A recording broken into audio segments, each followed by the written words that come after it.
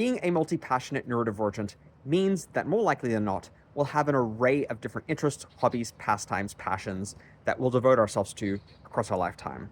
And a vast majority of those will end up in our hobby graveyard.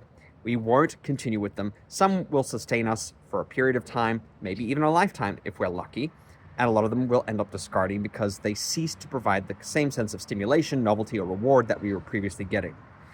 And because that's the case, we often feel like we've had to abandon a passion and we feel like we failed in some way because we've abandoned that passion and we haven't shown consistency. We haven't hit the mark in terms of what neurotypicals expect of us where it comes to dedication to these passions, hobbies, interests, pastimes.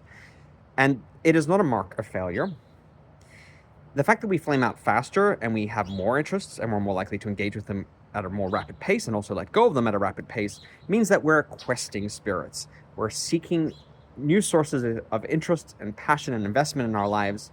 And we're doing it at a rate that is not neurotypical, but that doesn't mean it's inherently deficient. It can look from an outsider perspective like inconsistency, like a lack of dedication, like a lack of focus.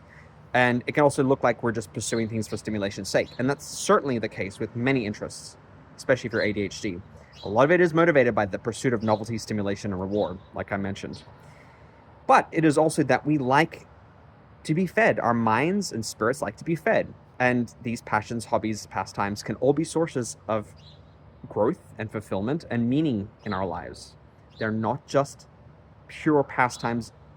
Their only purpose isn't to just entertain us or to keep us preoccupied. They can really enrich our lives.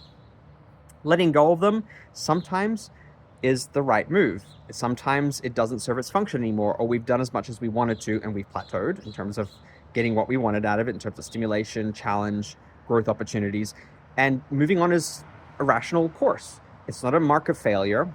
Actually, I would like to reframe that as a mark of success, that we're able to pursue an array of interests doggedly, at least for a set period of time, and grow from those opportunities, grow from those experiences, and then be willing to recognize when we've outgrown them and they don't serve the same function they used to and move on to others.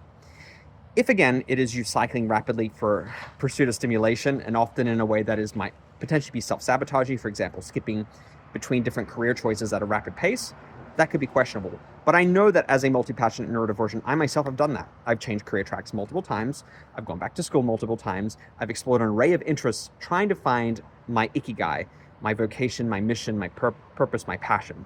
Something that can pay the bills and something that can actually fulfill me and keep me engaged.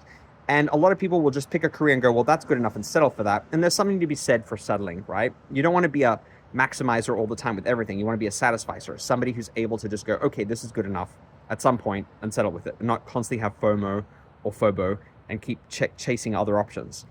And so some people do that and they end up relatively satisfied, but they're probably discontent and unfulfilled in certain career choices. I myself have not been able to do that. I've said, no, I need to keep pursuing. I need to keep exploring. I need to see what is authentic and true to me and what works and what can also pay the bills and give me some kind of financial security. And through that search process, I arrived at a career that can do those things. And I found the closest approximation of fulfillment as any questing mind, any questing neurodivergent mind can find.